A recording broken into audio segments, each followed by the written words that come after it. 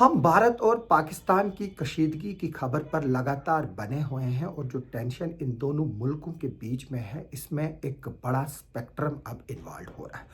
जहां पर पाकिस्तान को टर्की और अज़रबैजान की मदद हासिल हुई, वहीं दूसरी तरफ से जो इंडिया है उसको इसराइल और रशिया की मदद हासिल थी। और अगर हम पाकिस्तान की साइड देखें तो वहाँ पर चीन भी जो है वो उसके साथ खड़ा था और चीन और टर्की ने ओपनली जो है वो कहा है कि वो पाकिस्तान के साथ खड़े रहेंगे।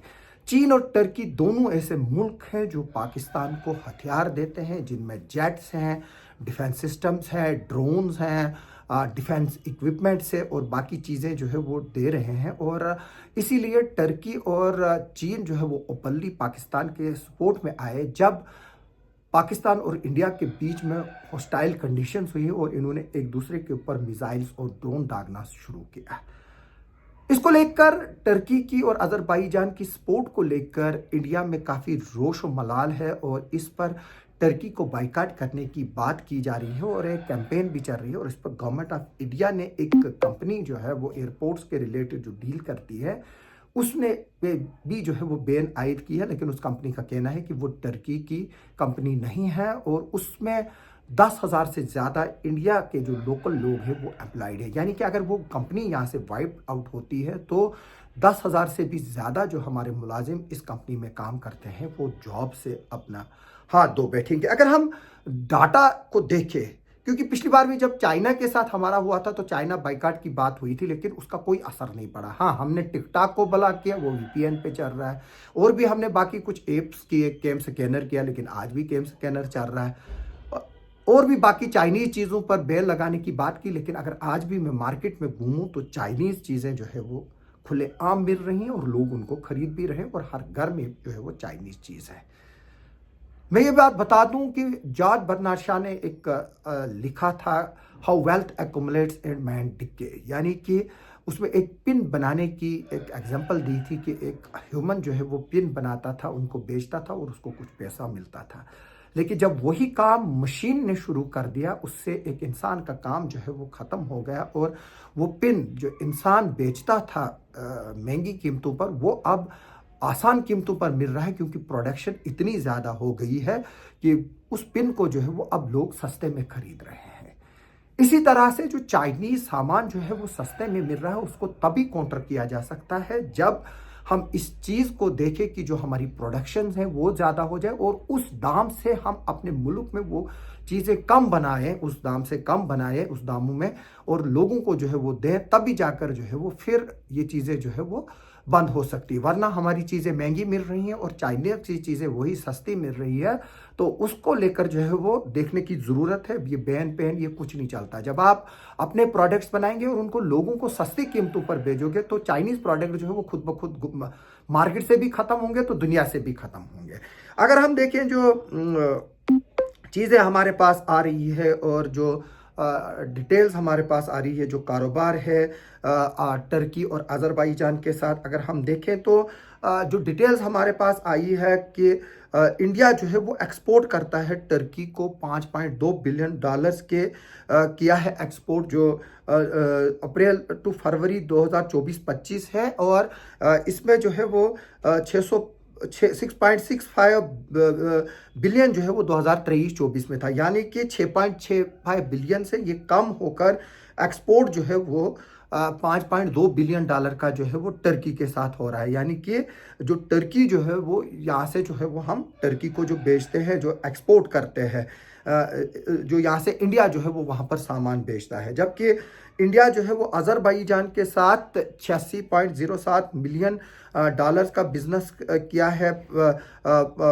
अप्रैल फरवरी 2024-25 में, जबकि ये पिछले साल उसी दौरान जो है वो 89.67 था, यानी कि इसमें भी जो है वो 3 मिलियन डॉलर की कमी आ गई है। और इंडिया जो है वो इंपोर्ट करता है टर्की को US डॉलर 2.84 बिलियन डॉलर, जबकि वो पिछले साल जो है वो $3.78 बिलियन था, यानी कि इसमें भी जो है वो तकरीबन $1 बिलियन की कमी आई है। और जो 0.05% है इंडिया का टोटल इंपोर्ट जो करता है, इंडिया जो है वो वर्ल्ड में टोटल $720 बिलियन का जो है वो इंपोर्ट करता है, और जबकि इंडिया जो है वो एक्सपोर्ट करता है $437 बिलियन का, यानी कि यहाँ से $437 बिलियन का सामान बेचा जाता है, वहाँ से जो है वो $720 बिलियन का सामान आता है। इसी तरह से अगर अजरबैजान के साथ देखा जाए तो इंडिया का जो इंपोर्ट इंडिया जो करता है अजरबैजान के साथ वो $1.93 मिलियन है, जबकि ये इससे पहले जो है वो ये $0.74 मिलियन था। ये थोड़ा सा जो है वो बड़ा है, ये सिर्फ 0.02% है टोटल का। तो अगर हम देखें तो इसमें ये देखा जाए कि जो इंडिया का जो एक्सपोर्ट है टर्की के लिए, उसमें मटेरियल क्या क्या होता है, वो फ्यूल है, ऑयल है, इलेक्ट्रिक मशीनरी है, इक्विपमेंट्स है, ऑटो और जो बाकी पार्ट्स हैं वो है, ऑर्गेनिक केमिकल्स हैं, फार्मा प्रोडक्ट्स है, टैनिंग है, डाइंग है, आइटम्स है, प्लास्टिक है, रबर है, कॉटन है, मैन मेड फाइबर्स और फिलामेंट्स, आयरन और स्टील जो है वो यहाँ से इंडिया जो है वो टर्की को एक्सपोर्ट करता है। अगर हम इंपोर्ट की बात करें, जो वहाँ से लाया जाता है, इसमें जो है वो वहाँ से मार्बल लाया जाता है जो $10 मिलियन का है, गोल्ड है, वेजिटेबल्स है, लाइम है, सीमेंट है, मिनरल ऑयल है, और केमिकल्स हैं, नेचुरल और कल्चर्ड पर्ल्स है, आयरन है और स्टील है। इसमें जो है वो 1973 में एक बायलैटरल कमीशन बना था, Turkey joint commission on economics and technical cooperation, ये 1983 में बना था। और अभी तक हम अगर देखें इंडिया का जो एक्सपोर्ट है अजरबैजान के साथ, उसमें जो है वो टबैको है और के प्रोडक्ट्स है जो 28.67 मिलियन का था। टी आती है वहाँ से, coffee, cereals, chemicals, plastic, rubber, paper और पेपर बोर्ड और क्रीमिक प्रोडक्ट्स आते हैं। अगर हम इंपोर्ट की बात करें, जो इंडिया यहाँ से इंपोर्ट करता है वो एनिमल फोडर है, ऑर्गेनिक केमिकल्स हैं, एसेंशियल ऑयल्स हैं, परफ्यूमरी है और रॉ हाइड्स और स्किन्स और लेदर की जो है वो चीज़ें यहाँ से एक्सपोर्ट होती हैं। तो इसमें देखने की ज़रूरत है कि अगर हम इस ओवरऑल चीज़ को जो है वो देखें तो जाहिर से तौर से बात है कि हमारा इसमें जो है वो ज़्यादा नुकसान हो रहा है एज़ कम्पेयर टू इन दो कंट्रीज़ का जो फाइनेंशियली है वो भी। और इसके अलावा अगर हम देखें 3000 के करीब इंडियन नेशनल जो है वो इस वक्त टर्की में है, जिसमें 200 स्टूडेंट्स भी हैं। और इसके अलावा अगर हम देखें अजरबैजान में जो है वो इंडिया के 1500 लोग जो है वो इस वक्त वहाँ पर मौजूद हैं। और अगर हम देखें अजरबैजान में तकरीबन इंडिया के टूरिस्ट जो है वो 2023 में 3 लाख के करीब जो है वो टूरिस्ट विजिट किए थे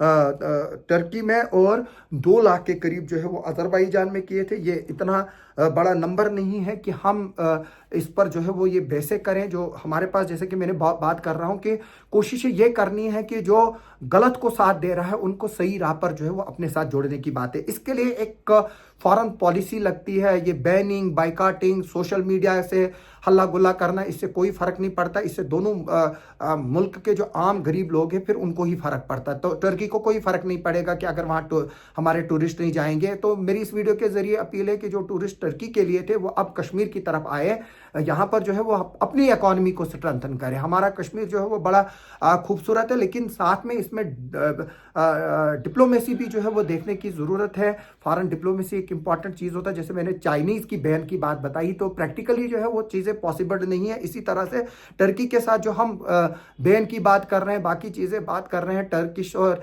चाइना के ग्लोबल टाइम्स पर और TRT पर जो है वो बैन लगाई थी इन्होंने यहाँ पर सोशल मीडिया को, विद इन आवर्स उसको रिवोक किया गवर्नमेंट ने। ये चीज़ें जो है वो जब ये लेन देन की बातें होती हैं तो इस पर जो है वो सोच समझ कर जो है वो डिसीजन लेने होते हैं। ये नहीं है कि सोशल मीडिया पर मैंने पोस्ट करना शुरू कर दिया फलानी के खिलाफ, पिस्तारिम के खिलाफ, कल मैं इसराइल के खिलाफ पोस्टें शुरू करूंगा कि बाइकाट इसराइल प्रोडक्ट। तो गवर्नमेंट ऑफ इंडिया जो है वो उसमें फिर आर्डर निकालेगी कि इसराइल प्रोडक्ट्स बाइकाट हो गए। गवर्नमेंट को भी जो है वो सोच समझ कर देखने की ज़रूरत है। मेरी लोगों से इस वीडियो के ज़रिए अपील है कि वो जो है वो गवर्नमेंट के सामने डिमांड रखें कि हम ये चाहते हैं, ये चाहते हैं, ये चाहते हैं। लेकिन गवर्नमेंट को फोर्स करने की जो है वो ज़रूरत नहीं है, क्योंकि काफ़ी चीज़ें जो है वो देखनी पड़ती है। जिस तरह से हमने बताया कि किस तरह से DGMOs ने मीटिंग की, आखिरकार जो है वो फिर बातचीत ही हुई।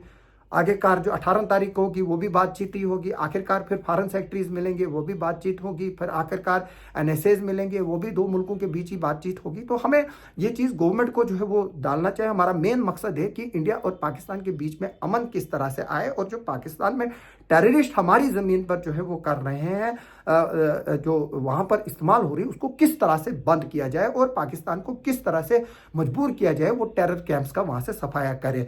ये नहीं हम आए जी आप करो, हम यहाँ से जो है वो फिर से करेंगे, वो भी वहां से करेंगे, हम यहाँ से करेंगे, बॉर्डर पे फिर से लोग मरेंगे जिस तरह से आज मरे। और उनको अभी तक कोई पूछ ही नहीं रहा है, किसी ने यह तक नहीं बोला है कि हम उनके घर बना कर देंगे, किसी ने यह तक नहीं बोला अभी तक कि हम उनकी नौकरियां देंगे। उमर अब्दुल्ला साहब ने 10 लाख रुपए का अनाउंस किया और जख्मियों के लिए कुछ किया, उसके अलावा किसी ने कुछ नहीं किया, कोई एनजीओ सामने नहीं आई। तो इस पर जो है वो देखने की ज़रूरत है। हम इस तरह की खबरों पर आगे भी लगातार बने रहेंगे। आप सबका सुनने के लिए और देखने के लिए बहुत बहुत शुक्रिया।